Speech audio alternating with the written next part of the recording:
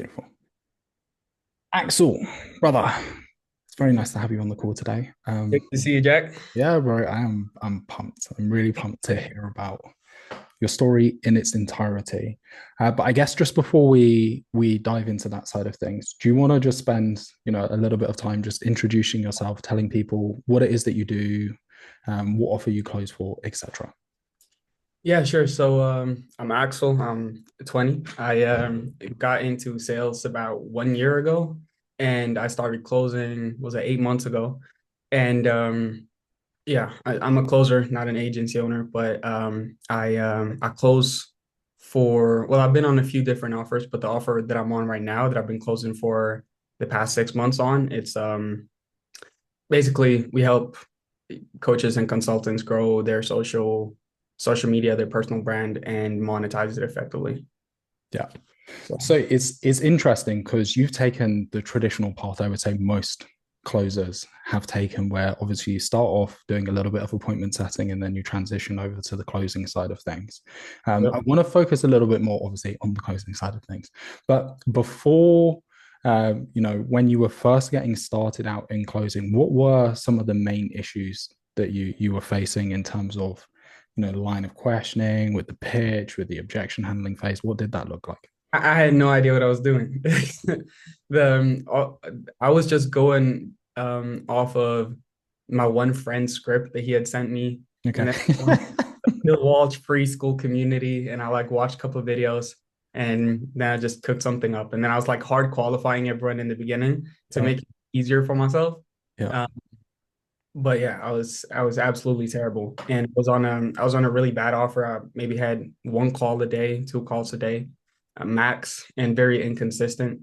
But yeah, came to objection handling, no idea what I was doing. Line of questioning, just went through the like basic questions, like okay, current situation, future pace, consequence, but didn't really know what I was doing either. Hmm. I just spoke about what I thought the product was. I didn't even really know, Hmm. and yeah, it was bad. It was very bad. How, But how, sorry to jump in. How was that having an impact on the course? Like at that point in time, what kind of objections was that situation creating? um, so the first offer I was on, they were all inbound leads, right? But I still couldn't close, and the reason was usually like money or fear. That was usually the objection. And I didn't even know how to do a financial audit at that point. So I would just drop the best payment plan and either they went for it or they didn't go for it. Yeah. And if they didn't go for it, then I would try some like fear objection handling track that I'd seen on YouTube. And if that didn't work, I just let them go. Let's talk about that side of things because I think it's really interesting. Like, I've only just jumped back on socials. This is a little bit of a tangent, but I've only just jumped back on socials, and there are so many like different scripts on YouTube, on TikTok, on Instagram. Some of them are good, some of them are not great. But what was your experience like, kind of using those free resources, trying to close people for 3K, 5K, whatever it might It be? doesn't work. It doesn't work because it's not about the script. It's about understanding why it is that you're saying what you're saying. And that's one of the things that I really like about like I Close Capital, your program, is that first you teach us to understand like why it is that we say the things that we're saying, and Mhm. then different ways that you can go about saying it, different scripts and so on. But when you just learn a script, it's like it doesn't hit, right? Like because what if they don't say this that the script assumes that they're gonna say? Then what do you say? Or how do you combat if they give you kind of like a bullshit answer and kind of re-ask the question and do like a mirror question? It's like if you just know the script and you just watch the Instagram reel, like it'll work like 1 out of 10 times. Yeah, okay, I agree with that. So I am a big believer in the mindset piece beyond just obviously mindset traditionally, but understanding how sales works. Can you walk me through what it was like for you before you jumped into iClose Capital, kind of trying to figure out how do I navigate the sales calls? What am I supposed to be doing? What does this mean? What was that like when you first got started? Mm. When I first got started, it was well, first I was on that other offer that I told you about, but things were very shaky. So I left and I changed to the offer that I'm on right now. And there I just got thrown in the deep end, right? Because the owner, he was taking all the calls at that point, but he had a packed calendar, like 10 calls a day. And he was like, I can't do this. So he just immediately started giving me calls. And it was cold traffic, cold Which email. is tough. Yeah. And I have, again, like no idea what I'm doing. So he just gave me a script and I was just following it. But again, like I had no understanding of what it is that I was doing. And I think that first month, I could check the exact numbers, but I think my close rate was like 5% or something like that. Yeah. It was yeah, it was really, really bad. But then of course I started implementing the right changes, started getting an understanding of when to say what, why we say the things that we say, and of course all the different like tracks you can go down and so on. And then it's just been slowly but steadily progressing. Yeah. So I want to dive into that side of things a little bit more because I think that's very normal as well when you dive into sales and you haven't had formal training. There's Mhm. so much to figure out. Like online, everybody makes it out to be really easy to have a conversation with someone for an hour and convince them to give you 5 grand or 10 grand, but it's not obviously.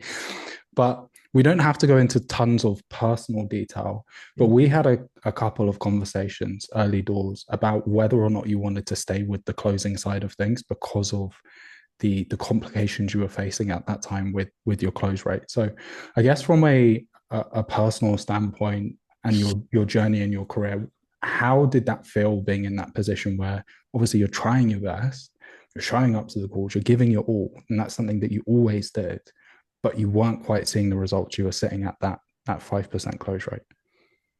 Yeah, I mean, it sucks, of course.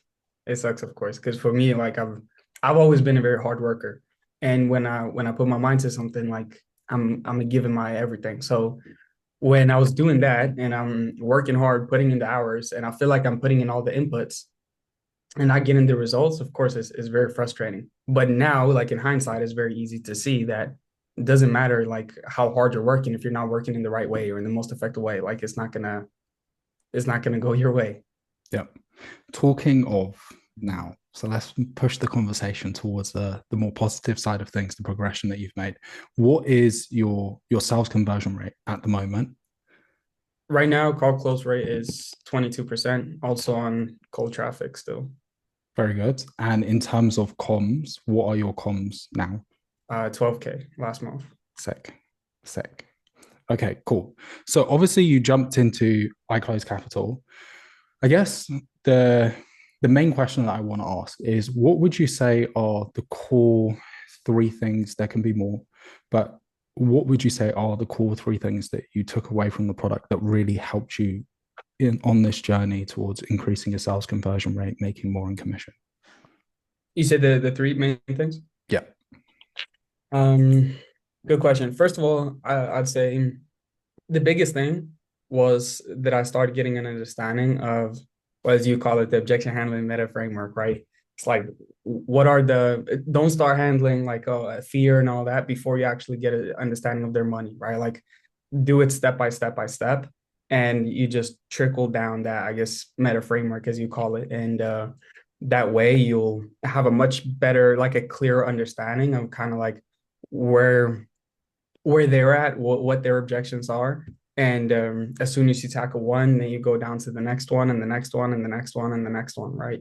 So I think that was the first thing that made a major difference in like my sales game, so to speak, compared to just kind of like trying to tackle an objection, then it's actually something else, or I'm trying to mhm, deal with money, but it's actually value, or I'm trying to deal with partner, but it's actually fear, right? So that's the first thing. The second thing is like the soft skills, I'd say, like active listening, really trying to understand their situation, like tonality, all that stuff that's not like the sexy stuff that you'll see on the Instagram reels, but the stuff that actually makes a difference. That's something that definitely was a huge needle mover for me. And then lastly, I would say the way that you go about or that you teach going about like answering questions and answering and actually never mind. I'm gonna say the post pitch process. That is not something I was doing before. And it's just It's such a game changer because it's like after you pitch, then you start getting an understanding of how they're feeling, where they're at, handle all the objections then and there before you drop price because it's going to be a lot easier. And then how you go about doing that. If they got, let's say, a concern about time, you tackle that and do a confidence loop. Make sure that, okay, that's not something that's going to come up again because it's a lot easier to handle that than after you drop the 5,800. Then they're like, oh, yeah, nah, I don't have the time to this. Right. So Yeah. it's a lot easier. And just doing it in that way, following the process that you taught, like it just makes such a big difference. Yeah, I 100% agree with you because even when I started implementing that, like it made a massive difference to my cause. I wanted to ask you as well, at the moment, are you even using the scripts? Because what I've seen a lot of the time is people come on board, they start using the scripts religiously, and then as time goes by, they really do just rely on the soft skills. They understand what's actually happening on the calls, and then they know the general framework, the general pathway they're supposed to follow, but like the actual understanding, the actual skills that you Yeah. need to be good at sales are ingrained in them. Yeah, no, I don't like use the scripts. Only time I'd use a script if it's like, oh, I know Jack has that one sexy fear track that I'm gonna go down. Yeah, of Then yeah, I'll pull that up and read it. But other than that, like no, I don't course. use scripts. It's just I feel like I have a very solid understanding of why we say the things we do, and then I can kind of just cook on the spot. Good, good, good. That's exactly how it should be. Okay, cool. So I guess a couple more questions. One is, given that you're now in the position where obviously you're doing pretty well in terms of your comms, what are your goals now? Like when you're pacing things out another 6 months, where are you aiming to be? Managing for this company as we're scaling, as we start bringing on more and more closers. I want to manage them and obviously scale my own income as well to 20 to 30. And then after that, in let's say 6 to 9 months, then launch my own agency, sales agency, probably. That's what I'm thinking. Beautiful. Okay. I guess the last two questions that I have for you, Axel, are first and foremost, if somebody was sitting on the fence, right? They're like, I'm not sure realistically if this is going to help me. Like, I don't know if this is going to be useful, whether I should do this. I don't want to put the money down. I don't want to put, invest my time. What is it that you would say to somebody who's kind of sitting on the fence about getting started and jumping into iClose Capital? Just do it, man. Just do it. Because I mean, well, I can take me for an example, right? Like the difference between 5% conversion and 22% conversion is a lot, right?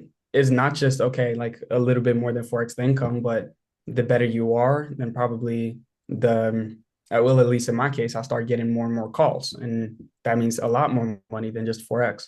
So that's the first thing. Second thing is like, even if you're an agency owner and let's say you have a decent conversion rate already, if you have a decent conversion rate and you're closing at like let's say 20% and you don't have any idea what you're doing, just imagine as soon as you actually start acquiring the right skills and knowing what to do.